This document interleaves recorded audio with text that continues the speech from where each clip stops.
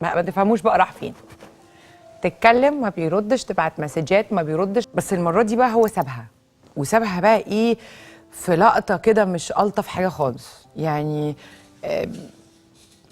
يا حبيبتي بحبك بموت فيكي، انتي قلبي انتي روحي، تصبحي على خير يا حياتي، هكلمك الصبح. تيو راحت ست الحته، غرق. ما تفهموش بقى راح فين. تتكلم ما بيردش، تبعت مسجات ما بيردش، تكلمه على الفيسبوك ما بيردش، ماسنجر ما بيردش، انستجرام ما بيردش، تروح له عند الشغل ما ينزلش. يعني اختفى حبيبي، اختفى بابا تقريبا بقى. يعني جاله امساك او جاله صداع او ما تفهموش بقى هو جاله ايه. جاله اللي جاله وراح خلاص.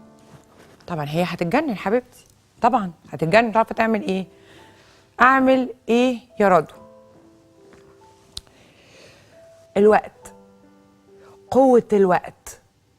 قوة الوقت بيخليكي تعدي، قوة الوقت بيخليكي تنسي، قوة الوقت بتخليكي تصبري، تتعلمي الصبر، قوة الوقت بتخليكي تغفري. ازاي بقى انا اوصل ان انا اصبر عقبال ما الوقت ده يجي؟ اول 15 يوم، اول 15 يوم حضرتك كل يوم هتقولي انا مش هكلمه النهارده، ها انا هبعت له رسالة بكره.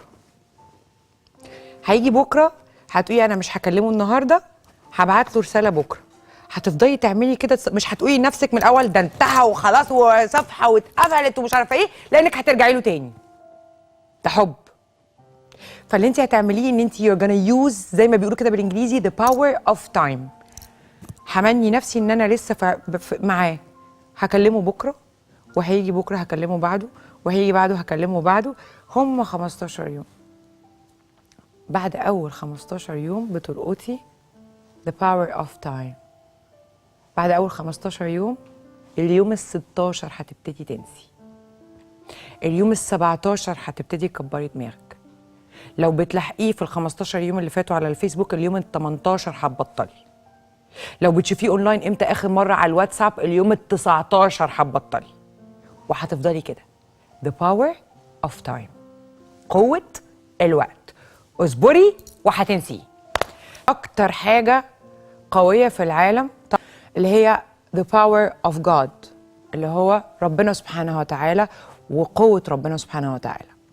وبعدين بعد ما خرجوا من موضوع انه the power of God، وان انا ادعي له، وان انا استنجب بيه، وان انا ابقى بصلي وبدعي ان يا رب خرج فلان الفلاني من قلبي، ها، لان ربنا سبحانه وتعالى قلوبنا عنده، مش عند اي حد تاني. الحاجه التانيه اسمها power of time.